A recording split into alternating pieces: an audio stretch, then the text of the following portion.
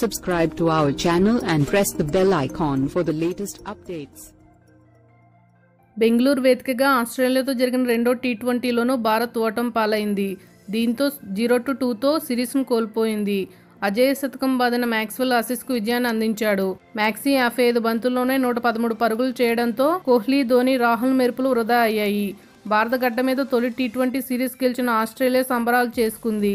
New Zealand చేతిలో T20 series ఓడిన team India Aussies చేతిలోనూ ఓడడంతో fans నిరాశకు లోనయ్యారు. ఈ మ్యాచ్లో 5 బౌలర్లతో బరిలో దిగింది. ఈ 5లోనూ కృణాల్ పాండ్యా, విజయ్ శంకర్ ఆల్రౌండర్లు కావడం విశేషం.